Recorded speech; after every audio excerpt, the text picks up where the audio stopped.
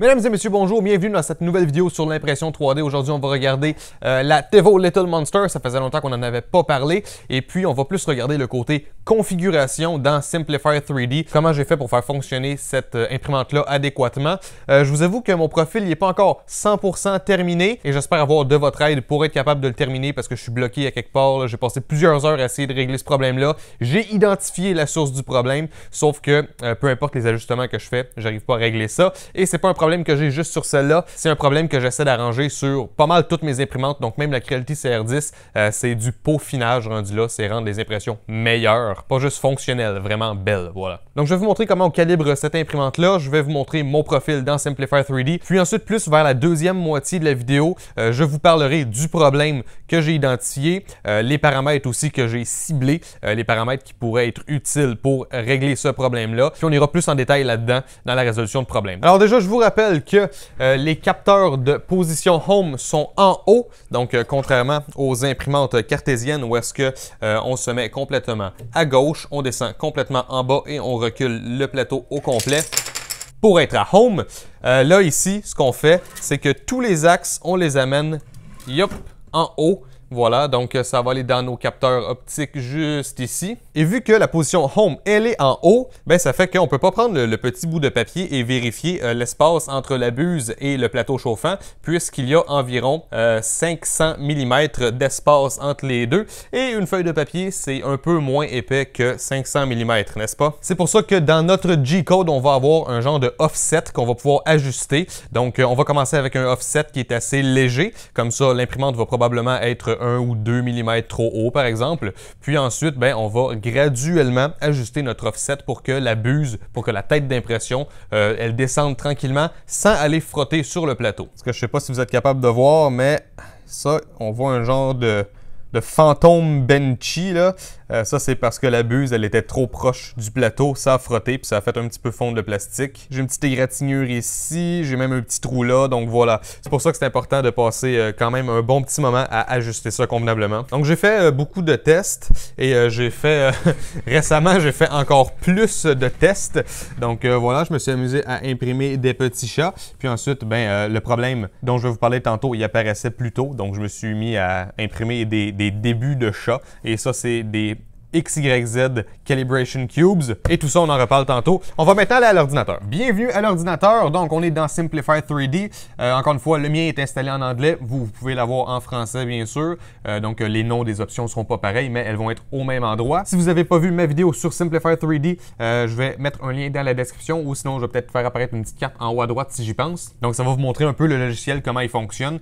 Comme ça, peut-être que ça va vous aider un petit peu mieux à vous orienter. Alors, quand on veut ajouter une nouvelle imprimante dans Simplify 3D, on va aller dans Help et Configuration Assistant, puis on va sélectionner notre imprimante là-dedans, puis bon là je vais pas aller jusqu'au bout, mais la Tevo Little Monster, elle est là. Puis ensuite, si je regarde mon process, ben, je vais pouvoir maintenant vous présenter mon profil. Donc oui, le profil pour la Tevo Little Monster, il existe déjà, sauf que ça ne met pas exactement les paramètres optimaux. Ça va mettre de bons paramètres de base, mais qu'on peut tweaker quand même beaucoup. Qu'est-ce qui est pratique, c'est que dans l'onglet G-Code, en théorie, tout devrait être déjà bon. Peut-être juste changer ici le baud rate, il faut être en 115200. Et là, peut-être que vous êtes en train de vous dire que c'est bizarre que ce soit 240 par 240 parce qu'en fait, le diamètre il est plus grand que ça sur la Tevo Little Monster. Si je regarde cet article-là, qui est en lien avec Simplify 3D, on voit que c'est dû à un calcul, en fait, qu'on va se rendre là. Ici, ils disent 246 mm. Ici, c'est écrit 240, donc on se laisse un petit peu d'espace. Mais bref, cette mesure-là, ici, on ne met pas le diamètre, on va mettre la mesure qui est en lien avec ce petit calcul-là. Donc, je vous mettrai le lien de ça dans la description, je vais essayer d'y penser. Donc, il y a un article quand même intéressant qui explique plusieurs choses, voilà, qui explique aussi le G-code, comment il fonctionne, le BL Touch aussi. Le BL Touch, c'est un capteur de distance en quelque sorte, puis en fait, il y a un mode calibration sur l'imprimante qui va aller toucher à différents endroits sur l'imprimante, puis ça va en fait créer une map du plateau chauffant, parce que peut-être que votre plateau chauffant est un petit peu plus comme ça, peut-être un petit peu plus comme ça, quelque chose du genre, ou même peut-être que la façon que vous avez ajusté vos axes sur Home, peut-être que votre vis est un petit peu plus dévissée sur un des axes que l'autre, bref, ça va essayer de compenser pour les petites imperfections comme ça. Donc c'est très important, première chose que vous faites quand vous avez l'imprimante qui est assemblée et bien branchée, il faut faire la calibration. Donc ça va faire un Home, ça va chauffer le plateau à 80 degrés, puis ensuite tranquillement, ça va aller prober à différents endroits. Ça prend environ 5 minutes à faire. Donc voilà, ici, toutes les mesures sont bonnes. On n'a pas besoin de toucher à ça. Théoriquement, on peut aller jusqu'à 510. Comme je disais tantôt, 246. Ici, on va rester à 240. Je vais laisser ça par défaut. Et aussi dans les scripts, donc ça, c'est le G-code comme tel, donc les commandes une par une. Et ça, c'est bon aussi, que ce soit déjà là, même le ending script, c'est déjà fait, donc on n'a pas besoin trop de toucher à ça. Sauf le starting script, on va reparler de cette commande-là ici tout à l'heure. Alors, je propose qu'on commence par parler des paramètres de l'extrudeur. Donc, on a juste un extrudeur sur cette imprimante-là. Par défaut, on a une buse de 0,4 mm, donc on écrit ça ici. Puis ici, Extrusion Multiplier, c'est comme le flow dans Cura. Donc, par exemple, avec la Creality CR10, où il était toujours à 100%. Ici, par défaut, ils me l'ont mis à 0,9. Donc, j'ai fait plusieurs tests et je me suis rendu compte qu'à un multiplicateur de 0,95, j'ai assez de plastique qui coule de la buse pour que ça remplisse bien mes impressions, puis que je manque pas de plastique. Mais il n'y a pas trop de plastique non plus qui fait que ça ferait des bavures ou des débordements, etc. Donc, 0,95 pour moi, ça a l'air d'être pas si mal.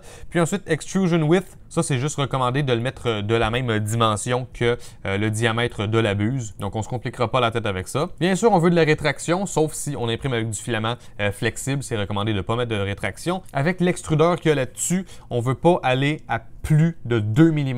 Ouais, c'est ça. C'est une réplique du Volcano V6 de E3D. Et vous voyez que ça coûte très très cher, sauf que la réplique coûte genre 10 $, donc c'est pas si mal. Mais à partir du moment où est-ce qu'on va monter à plus de 2 mm de rétraction, on dirait que le plastique, tout de suite, il se rend dans une zone qui est plus froide, puis il se colle là et il fait un bouchon. Donc sur beaucoup de forums, j'ai vu que c'était recommandé de ne pas aller à plus de 2 mm de rétraction, et je peux pas mal vous confirmer que c'est vrai parce qu'à partir de 2,5, ça bouche. Pour moi, du moins. Voilà. Extra Restart Distance, ça c'est quand que j'ai fait une rétraction et qu'ensuite je suis prêt à recommencer à imprimer. Là, il va bien sûr ressortir de 2 mm, sauf que pour moi, ça fait des genres de petites boules. Il y a trop de plastique en fait qui coule au départ. Donc, je lui ai mis une valeur négative ici. Donc, quand que je vais rétracter de 2 mm, ensuite, quand je suis prêt à recommencer à imprimer, il va juste ravancer de 1,8 mm. Donc voilà, ça donne un petit offset comme ça, puis ça permet d'avoir des blobs qui sont un petit peu moins gros, donc des genres de bavures de plastique au départ d'une nouvelle layer, et on s'en reparle tantôt parce que c'est un peu ça le problème. C'est là-dessus que je suis en train de tweaker ces temps-ci. C'est ça que j'essaie de peaufiner. Ensuite, rétraction vertical lift, ça c'est quand que je fais une rétraction de plastique, est-ce que je veux aussi lever l'axe, puis avec une imprimante Delta comme ça, l'axe des Z qui permettent de monter et descendre, il est super rapide, donc moi je lui ai juste mis un 0,2. Je veux pas qu'il lève beaucoup, mais je veux qu'il lève juste un petit peu, parce que sinon ça va arriver que la buse elle va rester au même niveau que la dernière layer, puis là ensuite elle va se déplacer quelque part, puis ça va faire une petite bavure qui va coller, puis ça fait une imperfection. Moi je veux qu'il lève juste un petit peu.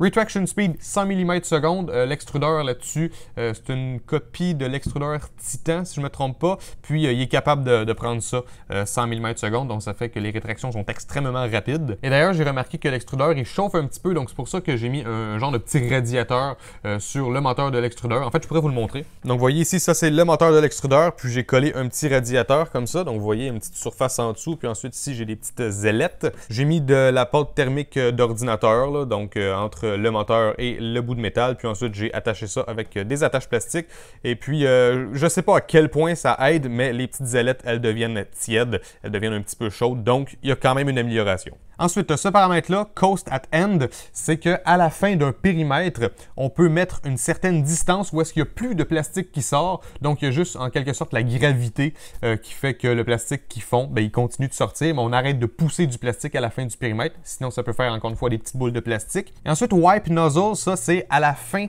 d'un périmètre. Donc, je fais mon périmètre, voilà, je ferme la boucle, puis ensuite, je vais reculer rapidement et ravancer rapidement. Et comme ça, on va être certain qu'il n'y a pas de plastique qui continue à sortir de la buse. Dans les layers, moi j'imprime souvent en 0,2 mm. Je ne sais pas si on peut faire du 0,05, mais j'ai vu des gens faire du 0,1. Moi je fais du 0,2 et j'ai aussi testé 0,3, ça fonctionne bien. Top Solid Layers, c'est une fois qu'on a fait par exemple notre infill, ben, c'est combien de layers qu'on veut sur le dessus, puis Top Bottom Layers, c'est combien de layers qu'on veut sur le dessous.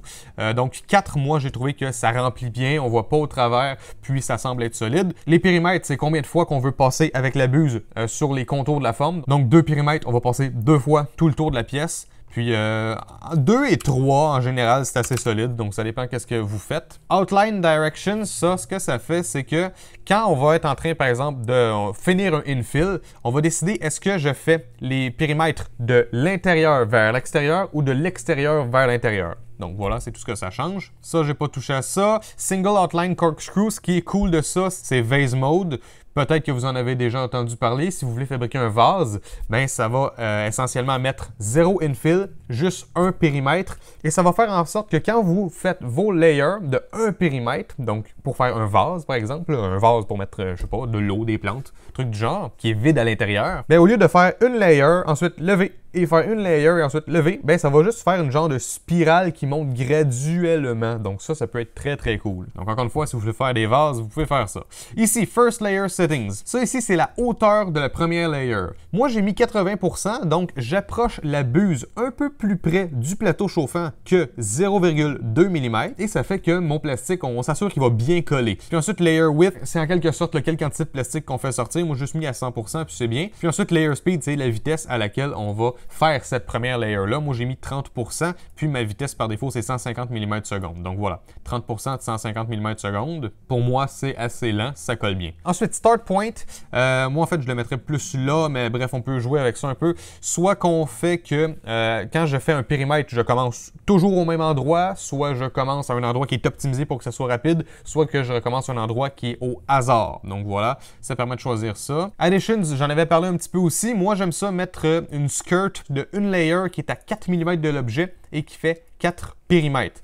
Donc, j'ai mon objet et autour de l'objet, je fais 4 lignes de périmètre qui sont à une distance de 4 mm. Ça me permet donc, à chaque début d'impression, de faire sortir déjà un peu de plastique, donc de préparer mon extrudeur. Puis ensuite, une fois que j'ai fait mes 4 lignes, ben, je commence à imprimer le vrai objet et mon extrudeur il est prêt. Il y a assez de plastique qui est sorti, bref, la chaleur elle est là, etc. Le infill, c'est bien sûr l'intérieur de notre objet, entre 10 et 20% habituellement, ça dépend qu'est-ce qu'on imprime bien sûr. Outline Overlap, ça, ce que ça fait, c'est que par exemple, j'ai mon périmètre, ben, à quel pourcentage est-ce que je veux aller foncer dans le périmètre pour que ça colle bien? Donc, par défaut, je pense qu'il est à 15. Moi, je l'ai mis à 30%. Donc, le périmètre, il est fait. Moi, après ça, je vais aller foncer dedans un petit peu pour que ça colle bien. Puis 30%, pour moi, c'est pas si mal. Donc, en théorie, 100%, j'imagine que ça irait complètement jusqu'au bout du périmètre. Donc, nos 2 layers de périmètre, là, ça les franchirait. Là, je suis à 30%. Infill Extrusion Width, donc 150% parce que je veux avoir un infill qui est quand même épais. Donc, en fait, je vais vous faire une petite démonstration. Si je mets, par exemple, 100% à 10% d'infill, puis que je fais Prepare to Print, on va regarder combien que ça fait là, de petits carrés à l'intérieur. Vous voyez que ça me donne cette quantité-là de petits carrés à l'intérieur de infill. Par contre, si je le mets à 150, on regarde encore, on voit que là, j'ai moins de petits carrés à 10%, sauf que les lignes sont plus épaisses. Puis rendu là, c'est à vous de voir qu'est-ce que vous préférez. Moi, je préfère ça. Des lignes plus épaisses, ça donne une meilleure rigidité, je trouve. Parce que sinon, je trouve que le infill, il colle pas bien ensemble, puis il devient très, très, très fragile. Bon, ça, j'ai laissé ça par défaut. Ça, j'ai laissé ça par défaut. Puis ça, on touche pas à ça, pas besoin. Ensuite, l'angle, j'ai pas touché à ça non plus. C'est l'angle de nos petits carrés. Puis aussi, on n'est pas obligé de le mettre en petits carrés. On peut mettre aussi là, des genres de patterns de ruche d'abeille ou du wiggle. C'est quoi ça, du wiggle? Ah, c'est un zigzag, OK.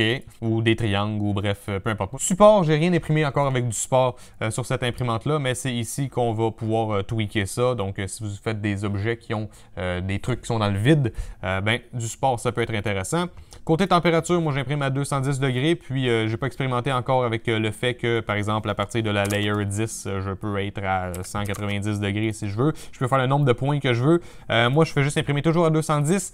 Plateau chauffant toujours à 60. Cooling, ma fan à la layer 1, c'est à 0. À partir de la layer 2, c'est à 100%. Encore une fois, on peut ajouter tous les points qu'on veut. J'ai pas expérimenté trop avec ça. Dans le G-Code, comme je l'ai dit, il n'y a pas grand-chose à toucher. Sauf ce truc-là ici, je vous y reviens très bientôt. Dans les scripts, ce truc-là ici, je vous y reviens très bientôt. Dans les vitesses, moi, cette imprimante-là, mon défi, en quelque sorte, c'est que je veux la faire imprimer le plus rapidement possible avec la meilleure qualité possible. Donc, je suis capable d'avoir de très bons résultats si je le fais imprimer super lentement.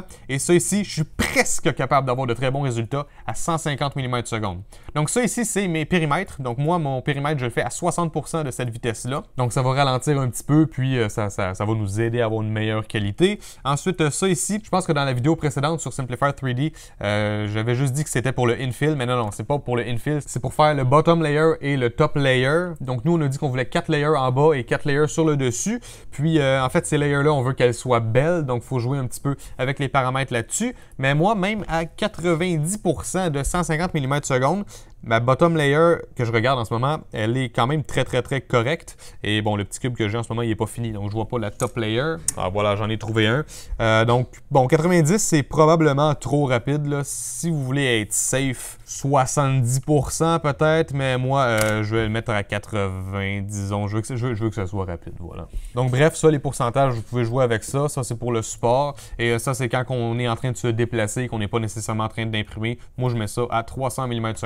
Ça ici, c'est on ajuste la vitesse de l'impression. Si une layer prend moins de 15 secondes, ben on va allouer une réduction de la vitesse jusqu'à 50%. Encore une fois, vous pouvez expérimenter avec ce pourcentage-là. Mais s'il y a une layer qui se fait super vite, ben on veut laisser le temps au plastique de refroidir, donc on va imprimer un petit peu plus lentement. Et ça, ce pourcentage-là, il y a une grande incidence sur le temps que ça va prendre faire la pièce. Surtout si c'est une pièce qui est plus petite et qu'il y a beaucoup de layers qui se font rapidement, comme par exemple ce petit carré-là. Donc là, je suis à 50% et quand j'imprime, ça me fait un cube en 9 minutes. Donc c'est quand même très rapide déjà. Mais regardez, si je dis ne descend pas en dessous de 80%, là, je l'ai fait en 6 minutes. Donc j'ai quand même sauvé 3 minutes juste avec ce petit paramètre-là. Sauf que si le plastique est trop chaud, il va faire des trucs qui sont pas très beaux. Donc bon, je le remets à 50, même que je pourrais probablement le descendre encore, mais bref. Pour l'instant, je suis là-dessus. Other ici, bon, c'est du 1,75 mm de diamètre. Moi, j'ai écrit ici 30 $ par kilogramme. C'est un prix qui est assez commun. Et la masse volumique, c'est 1,25 g par centimètre cube. Ici, c'est quand on passe au-dessus du vide, du bridging, en fait. J'ai pas trop expérimenté avec ça. J'ai pas touché avec ça non plus. Et le Tool Change Retraction, j'ai pas touché à ça non plus. Dans Advanced, ça ici, on avait parlé de ça dans la vidéo où que j'ai parlé des process. Ici, les thin walls, c'est... Je sais pas trop comment expliquer. C'est par exemple, si dans une pièce, vous avez un genre de détail qui est vraiment petit et qu'il y a un contour et qu'il y a un intérieur, ben des fois, l'intérieur et le contour vont pas être super bien collés parce que le détail est trop petit, etc. Donc, on peut changer des paramètres ici. Moi, c'est par défaut, puis c'est tout à fait convenable. Single Extrusion, j'ai pas touché à ça. Ça ici, j'expérimente un petit peu. Donc ça, c'est en quelque sorte le contrôle des bavures. Donc le premier truc à cocher, ça dit on rétracte seulement quand on passe au-dessus d'un espace qui est vide. Donc par exemple, si je finis d'imprimer une section puis que je passe à travers la pièce pour aller commencer une autre section, ben je vais pas faire de rétraction, sauf que si je suis à quelque part sur la pièce, je finis, et là, si je dois passer dans le vide pour aller à l'autre partie de la pièce, ben là, je vais faire une rétraction. Donc ça décide, est-ce que je rétracte tout le temps quand que je me déplace ou est-ce que je rétracte seulement quand que je dois passer au-dessus du vide. Ensuite, ici, on décide si on force une rétraction à chaque fois qu'on fait une nouvelle layer ou pas. Ensuite, ici, on décide est-ce que je veux avoir une distance minimum à partir de laquelle je fais de la rétraction ou si on s'en fout de la distance, je rétracte tout le temps selon ces conditions-là. Ensuite, ici, je vous parlais du wipe tantôt dans Extruder. Voilà le wipe. Donc, quand que je finis un périmètre, je fais un petit mouvement pour nettoyer la buse. Ben ici, on peut lui faire une rétraction pendant qu'on fait le wipe. Donc là, en théorie, vu qu'il est coché ici puis qu'il n'est pas coché là, ben ça marche pas trop. Mais bref, comme je l'ai dit tantôt, ça, c'est des trucs que j'expérimente encore. Et ici, on dit je veux seulement wiper la buse quand je suis au périmètre extérieur. Donc, quand on fait le dernier périmètre, je veux juste le wiper quand on est là. La raison pour laquelle on voudrait faire ça, c'est surtout pour sauver du temps, je vous dirais, c'est que à l'intérieur, vu que c'est surtout du infill qu'on fait, ben on s'en fout un peu qu'ils fassent des petits blobs de plastique ou pas parce que de toute façon, on les voit pas à l'extérieur. Donc là, ici, on va dire wipe seulement quand tu es sur le dernier périmètre parce que c'est le seul qui compte visuellement. Ensuite, ici, on peut cocher ce truc-là, puis ça va faire en sorte que si je dois passer d'un endroit de la pièce à une autre, ben, je vais essayer de ne pas passer par le périmètre externe, je vais essayer de passer par l'intérieur, puis ici, ça c'est une sorte de multiplicateur. Donc on va dire, si le chemin était censé prendre, disons, 1 seconde, ben, on peut allouer un mouvement qui prend jusqu'à 3 secondes. Et si c'est un mouvement qui va prendre plus que 3 secondes, on s'en fout de la règle, on va passer quand même dans le périmètre extérieur. Et en passant, je vous rappelle qu'à tout moment, vous pouvez mettre votre souris devant un paramètre et ça vous explique un petit peu qu'est-ce qui est quoi. Ça ici, j'ai pas touché à ça. Donc là, tantôt, je vous parlais que sur cette imprimante-là, vu que c'est une imprimante Delta, la position Home, elle est en haut et ça fait que ça peut être un petit peu plus difficile d'ajuster la hauteur de la buse pour qu'elle soit à une hauteur optimale du plateau chauffant pour que ça colle bien, mais que ça fonce pas dans le plateau chauffant. Donc dans le script ici, on a cette commande-là et en fait, ce qui se passe là, c'est que moi, quand je démarre l'impression, ça fait Home, ça s'en va en haut, ça se met à chauffer, etc. Ensuite, ça va descendre. Quand elle est à Home, elle sait qu'elle est à 500 mm de haut, là, ça descend, ça descend. Puis ensuite, ça va descendre jusqu'à temps que le BL Touch, il touche le plateau chauffant. Puis là, ça va prendre une mesure, puis ça va appliquer un offset pour s'assurer qu'on est à la bonne hauteur avec notre buse. Ce offset-là, c'est le Z0.8. Plus le 0.8, je mets une grande valeur, plus je vais approcher la buse du plateau. Et plus je mets une petite valeur, donc on se rapproche de 0 ou on s'en va dans le négatif, bien ça va faire en sorte que ma buse, je vais l'éloigner du plateau. Parce que ce qu'il faut savoir, c'est que le BL Touch, notre capteur, on le met de façon à ce qu'il soit un peu plus bas que la buse, bien sûr, parce que quand on fait de la calibration, on va vouloir que ce soit le capteur qui touche et non la buse, ça ne ferait pas de sens sinon. Donc là, essentiellement, ce qu'on dit ici, c'est l'espace qu'il y a entre le BL Touch et la buse. Donc, c'est certain qu'ils ne seront pas à la même hauteur. C'est certain que le BL Touch va être plus bas pour que ce soit lui qui touche avant la buse. Nous, ici, on veut mesurer l'écart, la mesure entre le BL Touch et la buse. Donc, vous pouvez régler ça ici. Moi, j'ai décidé que j'allais laisser ça comme ça et à la place, dans G-Code, ici, j'ai le Global G-Code Offset. Donc, on peut faire un offset pour l'axe des X, des Y et des Z. Et ici, en fait, c'est le contraire. Ici, plus la valeur est petite, plus on se rapproche. Plus la valeur est grande, plus on s'éloigne. Donc, ici, c'est le contraire de ici.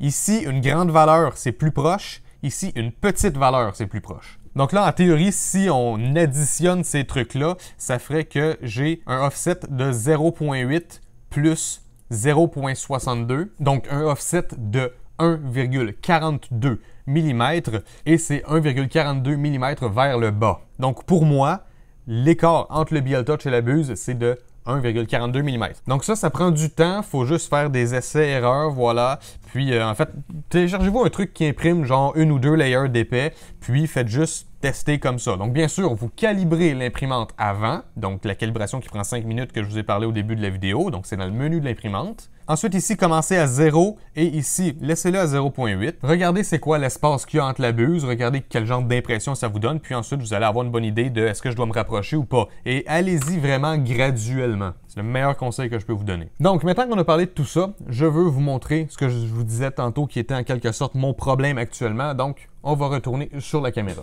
Donc j'espère qu'il y en a qui vont être capables de m'éclairer un petit peu, mais moi je suis à un stade où est-ce que par exemple, j'ai fabriqué ce petit chat et ben, en fait, il est quand même beau. Je veux dire, ça a bien fonctionné, voilà. À part la petite tache qu'il y a en haut. Parce qu'en fait, à un moment, j'ai eu un gros débordement avec du PLA noir et c'est allé partout dans la buse. Et même si je l'ai vidé, il y en a, on dirait, à des endroits qui est resté pris. Puis là, ben, quand j'imprime en blanc, ça paraît beaucoup quand il y en a qui contaminent en quelque sorte. Mais là, voyez-vous, le problème, c'est ça ici.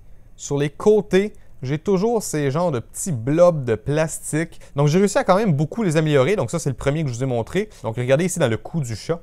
Ici, c'est beaucoup moins pire que là. Donc, il y a quand même des paramètres que j'ai faits qui ont réussi à améliorer. Mais le problème, c'est que c'est pas juste des petits trucs comme ça. C'est qu'on voit que ça fait vraiment une ligne au complet sur le côté. Donc, ça change complètement le relief de l'objet. Puis c'est là que je suis rendu, en fait. Je suis rendu à rendre ça plus beau, à peaufiner un peu. Donc ça, c'est imprimé très très vite. C'est imprimé avec une vitesse de genre 125 mm/s. Là maintenant, j'ai ajusté mes pourcentages, mais j'ai mis la vitesse maximale à 150. Puis mon but, c'est qu'il n'y ait plus ces trucs-là, mais que j'ai pas besoin de descendre beaucoup la vitesse. Donc j'ai fait beaucoup d'observations. Je vous l'ai montré tout à l'heure. J'ai fait beaucoup de tests. Et ben voilà, hein, j'ai pas fini. Il y en a encore d'autres à faire, des tests apparemment. Sauf que il y en a là-dedans que j'ai imprimé super lentement. Et puis même quand j'imprime super lentement, ben, je me rends compte que j'ai encore le même genre de petits problèmes. Et là, il faut savoir, est-ce que le problème, c'est que quand je commence mon périmètre, il dépose trop de plastique ou est-ce que c'est quand on finit le périmètre, on a trop de plastique à la fin? Et c'est quand même difficile à diagnostiquer. J'ai l'impression que mon problème, c'est les deux. J'ai l'impression qu'au départ d'un périmètre, je dépose trop de plastique, puis à la fin, on dirait qu'il y en a encore trop.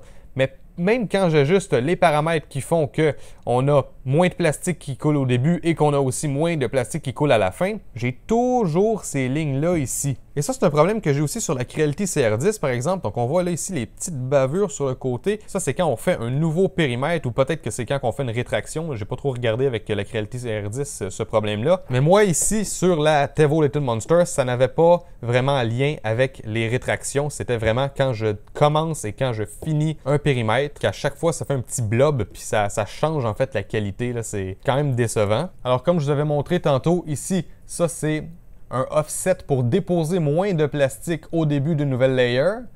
Ici, Wipe Nozzle, on essuie à la fin de la layer. Ici, Coast, je l'ai mis même à 2 mm, c'est quand même beaucoup. Donc 2 mm avant la fin du périmètre, j'arrête de faire couler du plastique et regardez ce que ça fait quand je fais Prepare to Print. Vous voyez ici la genre de ligne. Ici, il y a théoriquement plus de plastique qui coule. Et même quand je fais ça, je réussis à avoir un genre de blob. Et ça, c'est que ce soit avec ou sans rétraction. Donc ça, les points verts, ce sont toutes des rétractions. Mais même si j'essaie avec les layers inside out, qui vont faire que j'ai plus de rétraction à l'extérieur, les rétractions se font en quelque sorte toutes à l'intérieur, ça me donne quand même des blobs sur le côté ici. Donc ça me laisse croire que c'est pas à cause des rétractions que j'ai des blobs, ça va vraiment être soit au début qui coule trop de plastique, soit à la fin. Mais bref, si vous avez eu ce problème-là, que ce soit avec la Creality CR10 ou peu importe avec une autre imprimante, si vous avez réussi à corriger ça, les genres de petites bavures bizarres qui se font sur le côté, si le focus pouvait se faire. Petites bavures comme ça, désagréables. Je veux dire, c'est pas compliqué à enlever après ça à la main, là, une petite pince, voilà, on coupe. Sauf que j'ai l'impression que ce serait beaucoup mieux si on pouvait juste enlever ça là, dans les paramètres, si on pouvait corriger ça. Alors voilà, pour l'instant, c'est là que j'en suis avec la Tevo Little Monster. Donc, je suis capable d'imprimer super vite, je suis capable d'imprimer avec une assez bonne qualité. Il y a juste les contours, le périmètre externe, il n'est jamais aussi beau que j'aimerais qu'il le soit. Donc j'espère qu'il y en a peut-être parmi vous qui vont réussir à m'aider à élucider ce mystère et à essayer d'améliorer ça. Donc c'est quelque chose que je vais améliorer super vite parce que j'ai un beau projet de quelque chose de super gros que je vais imprimer là-dedans et j'ai bien hâte de vous montrer. Donc je vous spoil pas, je garde ça une surprise. Mais bon, j'espère que vous avez apprécié cette vidéo. S'il y en a qui possèdent le Tevo Little Monster et qui avaient peut-être un peu de difficulté à la faire fonctionner, j'espère que mes paramètres vont vous avoir aidé. Bien sûr, si vous voulez pas vous casser la tête comme moi, essayer d'améliorer des trucs, vous pouvez déjà baisser la vitesse, ça va aider. Moi, j'ai envie qu'elle imprime vite. Voilà, j'espère que vous avez apprécié cette vidéo. En théorie, la vidéo de samedi, ça va être le review de la Tevo Tornado. Donc, on va voir qu'est-ce qui se passe d'ici là, mais ça devrait vraiment être ça. Bref, si vous avez aimé cette vidéo, n'hésitez pas à laisser un j'aime et à commenter. Et n'hésitez pas à me rejoindre sur tous les réseaux sociaux, YouTube, Facebook, Twitter, Google+, et Instagram. Et moi, je vous revois une prochaine fois dans une autre vidéo. Ciao tout le monde!